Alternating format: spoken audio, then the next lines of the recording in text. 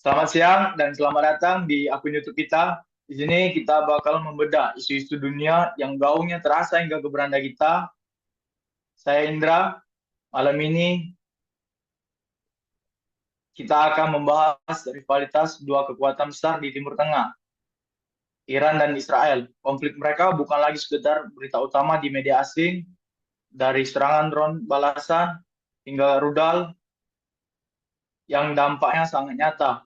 Seberapa jauh perang bayangan ini mempengaruhi stabilitas di kawasan, dan yang terpenting, apa relevansinya bagi kita di Indonesia? Untuk menjawabnya, saya sudah bersama tiga narasumber ahli. Selamat siang, Bapak Usen, Bapak Akbar, dan Bapak Yusril. Baik, mari kita mulai dari dasar. Pak Usen, publik sering mendengar istilah perang bayangan atau shadow war antara Iran dan Israel. Apa sebetulnya maksud dari ini dan mengapa konflik ini terasa semakin terbuka belakangan ini?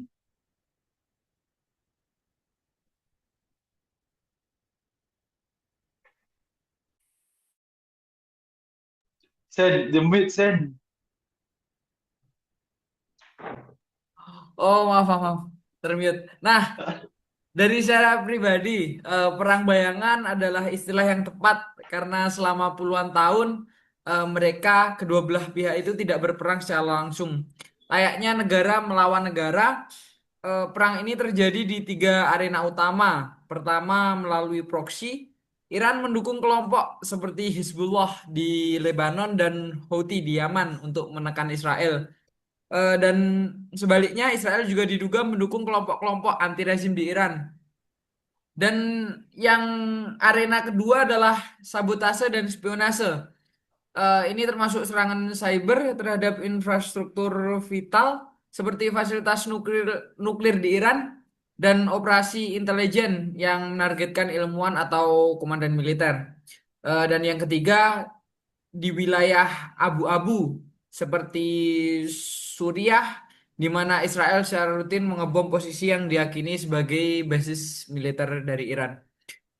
Eskalasi yang kita lihat belakangan kemarin seperti serangan drone dan rudal langsung, itu adalah momen di mana perang ini keluar dari bayangan menjadi konfrontasi yang lebih terbuka walau masih sangat terkalkulasi. Mungkin itu. Oh, jadi ini seperti permainan catur yang sangat berbahaya, di mana banyak papan sekaligus yang bermain, terutama kekuatan besar seperti Amerika Serikat, Tiongkok, dan Rusia. Bagaimana Bapak Akbar memandang eskalasi ini? Menurut saya, mereka melihatnya dengan kecemasan yang luar biasa. Amerika Serikat adalah sekutu tradisional dari Israel, jadi posisinya sangat jelas. Namun, Amerika Serikat juga tidak ingin terseret dalam perang besar di Timur Tengah ini yang akan menguras sumber daya mereka. Rusia dan Tiongkok cenderung lebih dekat dengan Iran. Namun, kepentingan utama mereka adalah stabilitas untuk menjaga jalur perdagangan dan energi. Mereka akan menentang eskalasi besar, tapi juga bisa memanfaatkan situasi ini untuk mengurangi pengaruh dari AS di kawasan. Akibatnya, Dewan Keamanan PBB seringkali lumpuh karena veto dan perbedaan kepentingan ini. Di tengah kelumpuhan global tersebut, di manakah posisi Indonesia? Bapak Akbar, ini pertanyaan yang sering muncul. Bagaimana dengan politik luar negeri kita bebas aktif yang dijalankan dalam situasi serumit ini? Ini adalah ujian yang sesungguhnya bagi politik bebas aktif yang kita lakukan. Secara konstitusional, Indonesia menentang penjajahan dan secara konsisten mendukung kemerdekaan bagi Palestina. Posisi ini secara de facto menempatkan kita berseberangan dengan kebijakan yang dibuat oleh Israel. Hubungan diplomatik kita dengan Iran pun terjalin dengan baik. Namun, bebas aktif bukan berarti memihak secara buta. Indonesia selalu menyerukan deeskalasi dan menahan diri dari semua pihak. Tantangannya ada dua. Secara eksternal, menjaga kredibilitas sebagai negara yang netral dan bisa menjadi juru damai. Lalu secara internal, ada tekanan publik yang sangat kuat, yang sangat bersimpati pada perjuangan Palestina, yang membuat pemerintah harus sangat berhati-hati dalam menavigasi isu ini agar tidak terlihat kalau Indonesia ini mendua.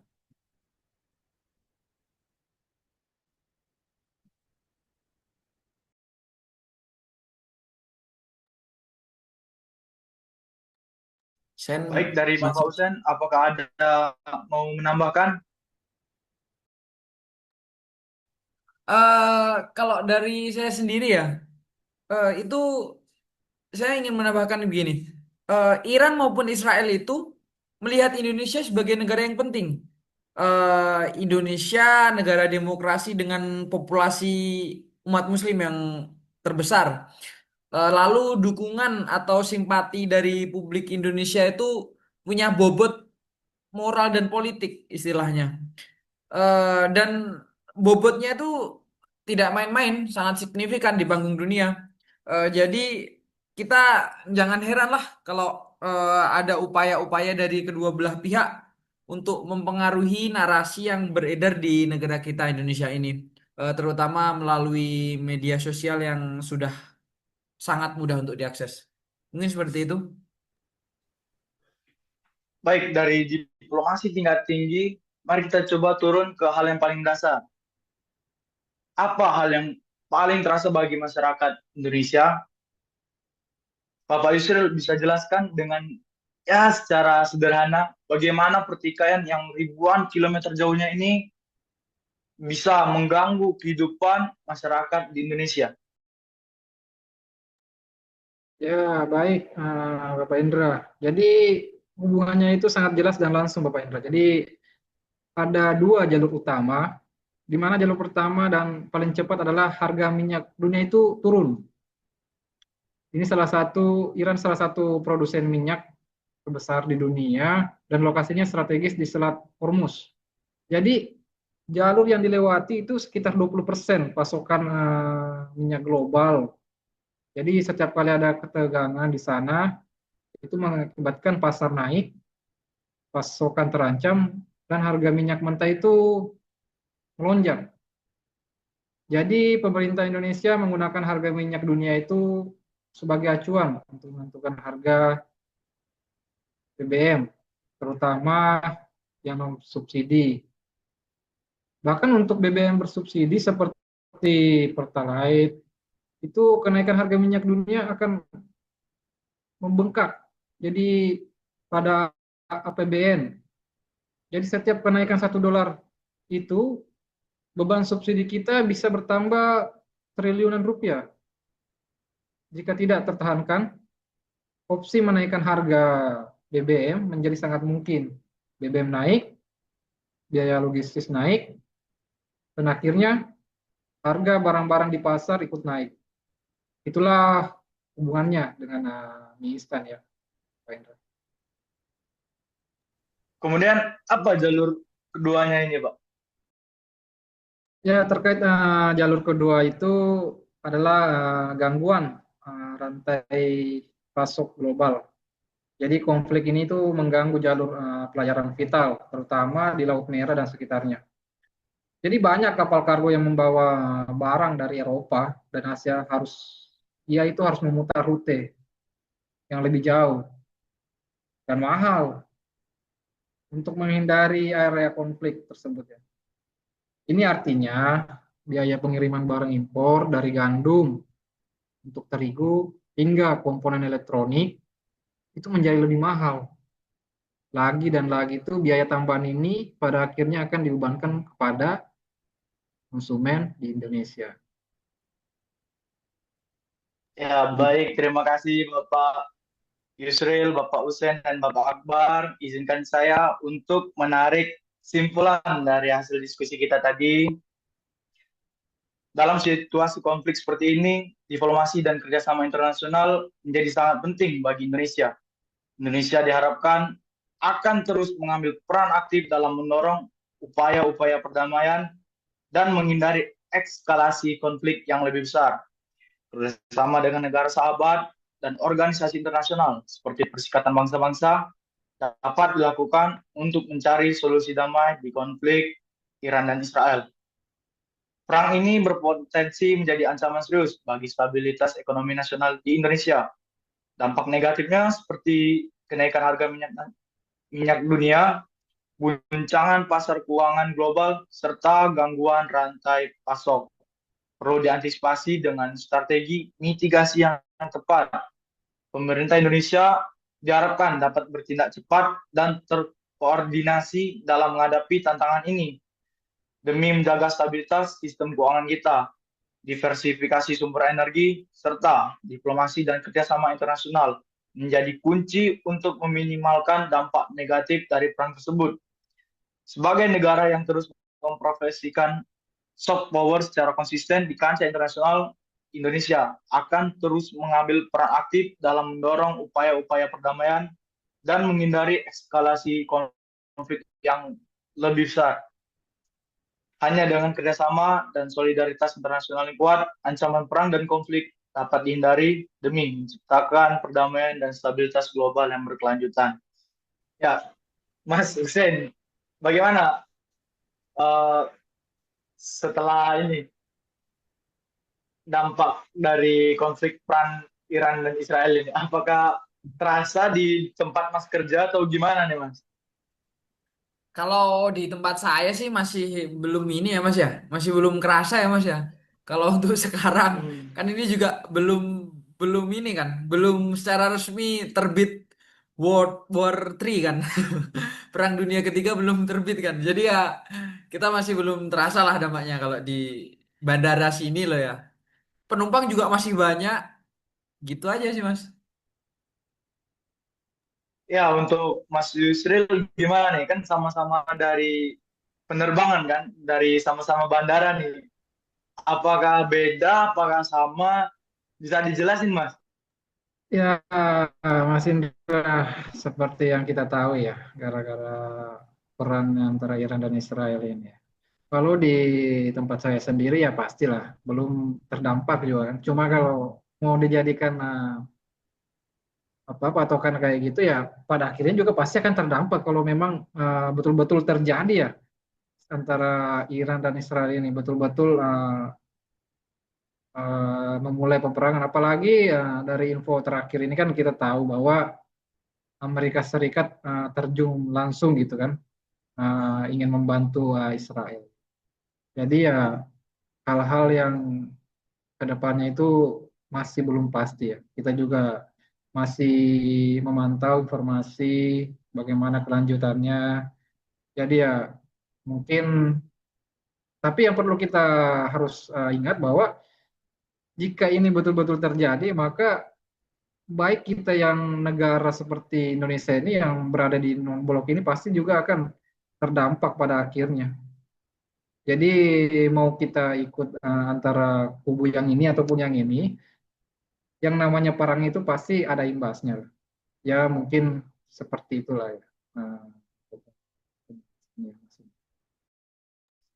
Oh ya, terima kasih Mas Yusril. Dan untuk Mas Akbar nih, ini kan di bagian perkeretaan apian nih. Ya, kalau salah saya tolong dikoreksi. Ini kan kalau kereta api ini kan menggunakan listrik atau batu bara ya, Mas ya? Nggak ada yang pakai solar kan? Kalau dilihat dari konflik Iran dan Iran dan Israel ini kan kayak berdampak banget nih Mas sama solar kan, apalagi minyak dunia. Bagaimana nih Mas? Apakah ada dampak di perkereta apian atau gimana tuh Mas? Oh ya, Mas Indra, untuk kereta api sendiri di Indonesia ada dua, Mas. Yang pertama itu menggunakan listrik, karena listrik di Indonesia kebanyakan menggunakan batu bara, jadi ya masih aman-aman aja untuk saat ini. Soalnya pasokan batu bara di Indonesia juga oke-oke aja. Namun untuk kereta yang konvensional sendiri tetap menggunakan solar. Jadi mungkin pada akhirnya kalau di masa yang akan datang perang ini akan semakin besar, pasti akan berdampak Mas terhadap tarif dari perjalanan kereta api konvensional. Karena kalau nilai atau harga minyak mentah dunia juga naik, pasti harga solar juga pasti akan naik, walaupun signifikansinya juga tidak tahu setinggi apa kenaikannya. Pasti itu juga yang dihadapkan sama industri penerbangan karena pesawat sendiri juga menggunakan minyak bumi sebagai bahan bakarnya. Ya, harapan kami semua yang pada bidang kereta api juga berharap perang ini tidak semakin membesar agar harga minyak dunia tidak meningkat terlalu tinggi dan tidak membebani masyarakat dalam memilih moda transportasi yang akan digunakan untuk berpindah tempat. Begitu saja, Mas Indra. Ya, baik, terima kasih Mas Akbar. Sama seperti kita yang di pelabuhan juga kapal-kapal kan menggunakan solar kan. Kalau konflik terus berkelanjut, berdampak sama harga minyak mentah dunia, sama. Harga-harga tarif juga bakal naik. Dan harapan kita, Mas, yang di Papua, untuk dibangunnya kereta api di Papua tuh, Mas. Jadi satu jalur tuh, Mas, dari Sorong sampai ke Merauke itu, Mas. Mas, jangan Ya, jauh-jauh, Mas. Di Sulawesi Tengah sini belum ada, Mas. Siap, Mas, siap, Sulawesi Mas. dulu. Akan Mohon, diperpanjang. Mas. Kalau memang ada anggarannya, akan diperpanjang jalurnya dan diperbanyak sarananya. Doa terbaik untuk Matra Laut, Matra Udara, Matra Darat, Kereta Api. Semoga anggarannya semakin diperbesar untuk semakin mengkonektivitaskan satu Indonesia. Siap, betul, Ya, Mas. Ya, betul, betul, betul. demi menghubungkan Indonesia kan. Siap, Mas. Jadi diharapkan juga Indonesia, negara kita sebagai negara non-blok yang menggunakan politik luar negeri bebas aktif untuk bertindak cepat lah Mas, supaya tidak terganggu di bagian kita di perhubungan karena sangat berdampak ini kalau sampai meluas dan melonjak. Terima kasih Mas Akbar, Mas Hussein dan Mas Yusril untuk diskusinya hari ini. Baiklah, akan saya tutup sekali lagi. Selamat siang dan terima kasih untuk kita semua. Siap. Terima kasih banyak, Mas. Terima Selamat kasih Terima kasih, banyak siang. Mas Mas. Indra.